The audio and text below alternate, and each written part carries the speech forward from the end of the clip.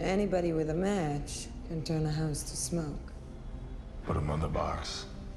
Turn smoke back into a house.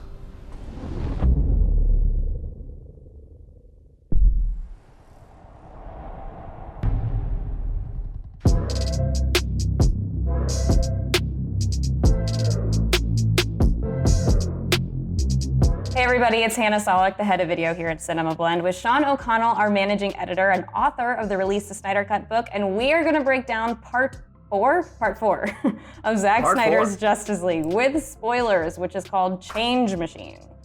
Oh, good. Okay, so I had no clue what this was because I don't think this is dialogue from the theatrical cut. So we're going to get to learn a lot more about the mother boxes, and we're going to get to learn a lot more about Cyborg. We were pointing out in our last chapter analysis breakdown about how deep into this movie we are, and we haven't even yet really seen the League interact yet. So strap in. We're going to get a lot of team action and team building, and chapter 4 will take us deeper into the Justice League. So where are we starting? Is there a plan?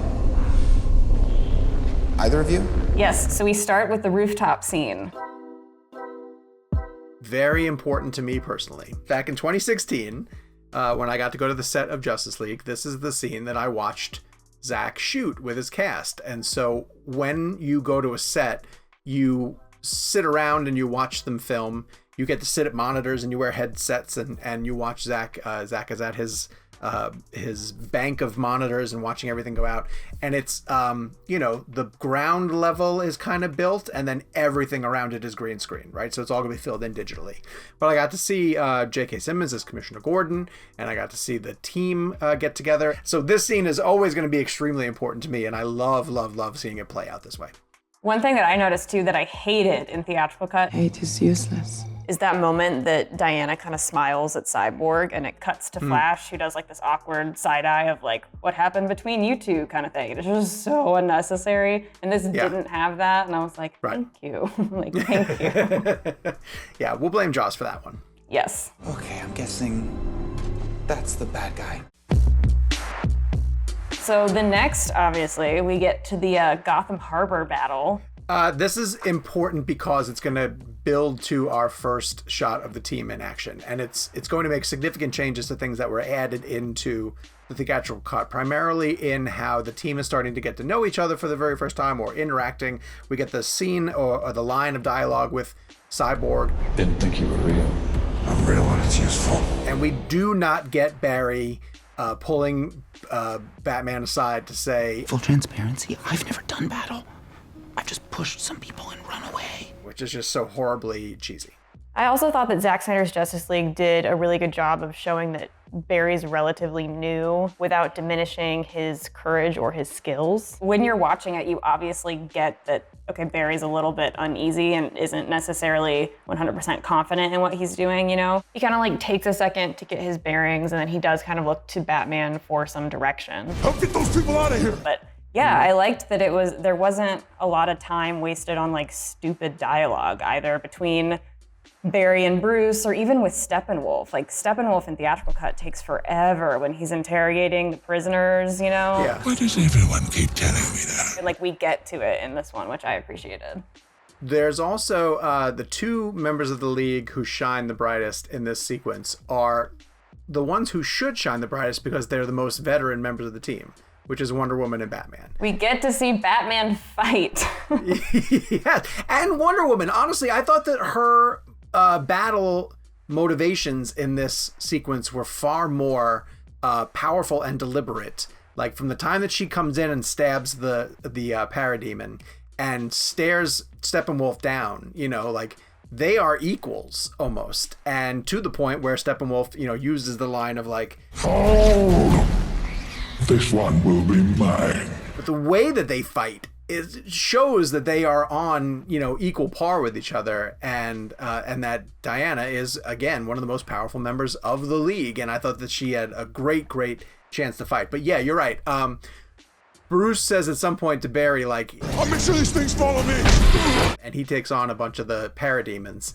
And it was on the second rewatch through that I was like, oh, it's really cool to see how brave this human is tackling alien creatures, because we didn't have the awful rooftop scene, at the beginning of the movie where he encounters a parademon. So this is one of the first times that Batman is really like face to face and physically taking on the parademons. And I thought that the weight of that was far more effective in this. Yes, there was a good balance between like seeing his hand-to-hand combat and then obviously using the Nightcrawler. Like I was just like, this feels like Batman, which we did not get in theatrical cut. And I also just liked like they work together more. There's a sequence where it's like Diana saves Barry and then Bruce saves Diana from something that happened when she was saving Barry. And I was just like, teamwork. Like this is so nice. It's not everybody isolated having their own moment.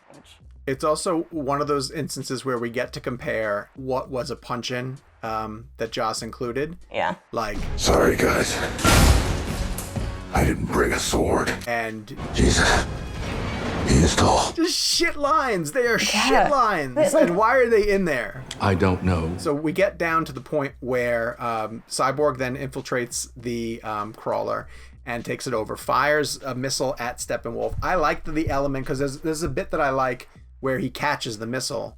But I just love the fact that he turns it and launches it into the wall and it releases the water. And a really cool shot of Arthur in the water as the water is pouring out. Like all of a sudden he's just there. I think that's a great, great visual shot. All right, so next we get Steppenwolf discovering anti-life. Yeah. This was a weird one. You gotta sort of walk me through, because it's been a couple of days now since I've seen it. Like, what is the transition into him finding it? Show me. So he gets back to his stronghold, that's what I'm gonna call it. And he has the two mother boxes and they're kind of lighting up and making some noise, I suppose. Yeah. He's like, What is it? and then he like sticks his hand close to them and then reaches out. And then all of a sudden he's in the middle of a mountain somewhere and he like sticks his hand in the dirt, which is the same shot to me, it looks like, in the history lesson when Darkseid first lands. To me, it seemed like, you know how when Cyborg was having his kind of vision, it kind of felt like that. Like, I don't know that Steppenwolf was necessarily pulled in. Maybe he was pulled into the mother box for that. I don't know. It wasn't clear enough, I could tell you that much. Yeah. Because all of a sudden, I was like, where the heck is Steppenwolf? Like, how is he sort of acknowledging this? I have looked with my own eyes. So then we got our first look at Darkseid in the present day. So what were your thoughts on that? I thought that was great because it's a really good way to tease. It's almost like, to go back to the Marvel comparison. People are gonna kill you. Well, wait, I'm gonna say, how many times have they sort of like stretched out the introduction of Thanos? Like, here's a brief shot of him at the very end of Avengers. Yeah. Here's a shot of him at the end of Age of Ultron. This was a more effective way to, you're getting Desaad. He's kind of saying to Steppenwolf, like, slow down, you're not going to get a chance to talk to him. But once you mention the anti-life equation, Darkseid's there to show up and talk. Hello, break the bad news. And I wasn't expecting it at all. I was like, No. Okay, all right, we're doing this. Great. Yeah. Right. Like, because I've been trained to almost think that, like, it's going to take a while before we even get a chance to see him. And then even with the history lesson happening and showing how much of him that they showed in that, I was like, okay, well, that's probably all we're going to get, until the very end. I don't think we're going to get to see him until the boom tube now at this point, and there he shows up again. So, great choice. Yes, Steppenwolf also in the sequence mentions the multiverse. The key to controlling all life and all will throughout the multiverse. And I wonder if Zack was trying to loop in at that point, like if they knew that the Flash's story was going to open up the multiverse and if that was going to be part of. Oh, maybe. I'm just overthinking all this, but. Who's gonna say it? I'm not gonna say it. Next we get Cyborg educating the League. Aren't they psycho murder machines? They're change machines. A lot of exposition, but I really did enjoy this kind of path of everybody deciding like, oh, hey, this is what we need to do. We need to resurrect Superman. I don't remember exactly what it was in the theatrical cut. Pet Cemetery. This was like, it felt like a genuine kind of realization. Mother box. Turn smoke back into a house. So I was curious how you thought. No, I would agree 100%. That analogy of if the mother box is able to do this, then we can almost reverse engineer it and use it to bring back Superman. Great use of his theme song again, See, I have always loved that image. I just think that's such a cool image of them looking at the hologram of Superman and his cape billowing, and it was one of the things I was really looking forward to seeing in Snyder Cut is how that was used in context. That was a really cool way. Because that was in a ton of the marketing back in 2017. It was. You know what else I found really interesting about watching this too is when Victor was telling the story of the mother boxes. Like, we've seen that shot of Ray walking with his jacket, but all of a sudden it's in Nazi Germany. I know. I was like, excuse me, what? Have you gone back to look at that shot? I did, and there's a Gotham City University flag instead in the back. It's like a really? yellow, yeah. Okay. Sneaky, Zack Snyder, sneaky. Nice bait and switch. Yes. Not to be sneezed at. You're right about the fact that it's heavy exposition, but it's necessary exposition because it sets up so much of what the villains are doing and how important the mother boxes are. And I've seen a lot of people, because we're recording this before people have seen Zack Snyder's Justice League, and I'm seeing a lot of stuff on Twitter where people are like, oh, I wonder if they're going to address why Steppenwolf didn't come to Earth when the mother box awoke to make Cyborg.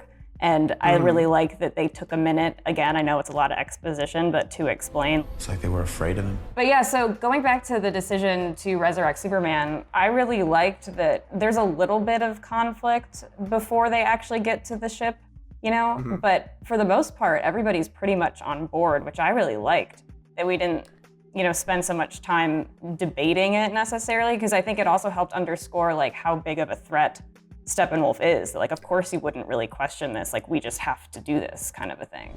I've never seen a being as strong as Steppenwolf. Maybe one.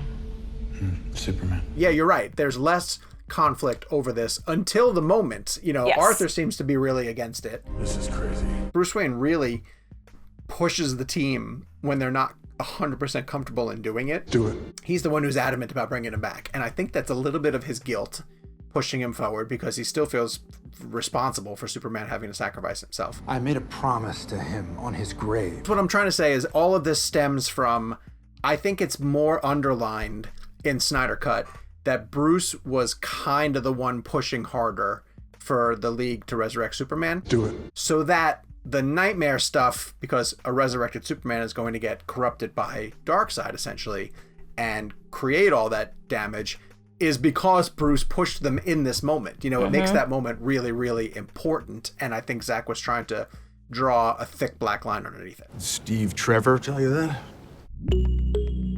All right, so the last, well, it's not the literal last sequence, because the last sequence is them deciding to resurrect Superman, but let's go back to Martha Manhunter visiting Lois at her apartment. What were your thoughts on just seeing Martian Manhunter for the first time?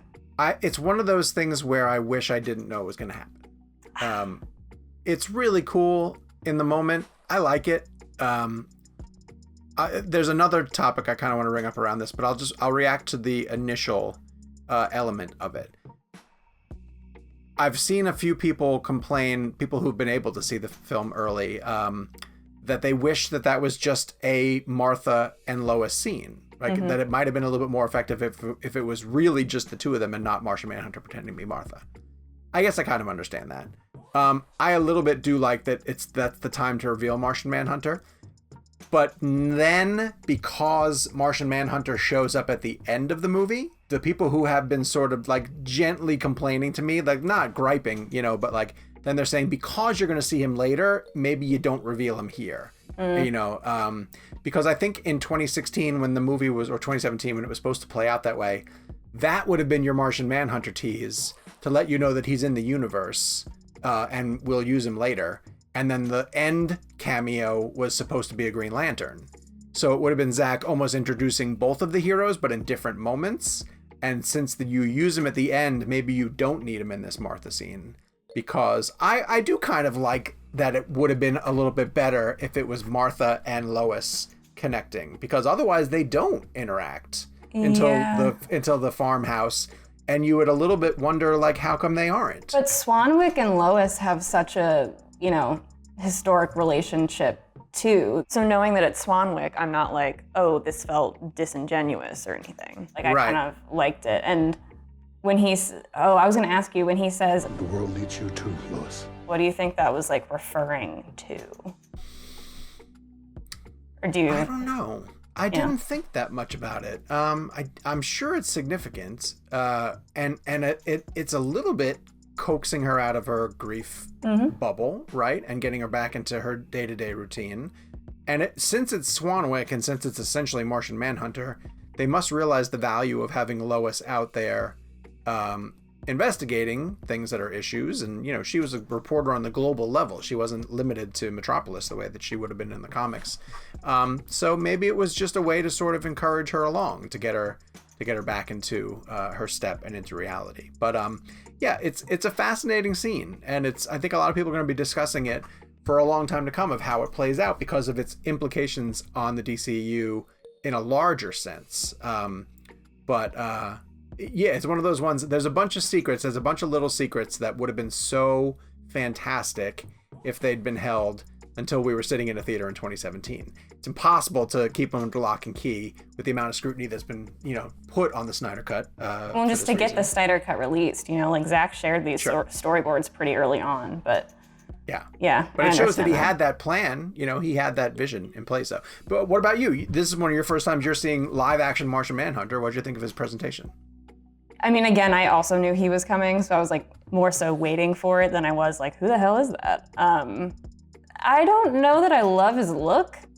Again, okay. I know that there are budget issues, but just, I don't know, like I'm gonna regret doing this, but like when I think about like vision for Marvel, you know? Oh no. I'm sorry, but I'm already talking, so Cut I'm going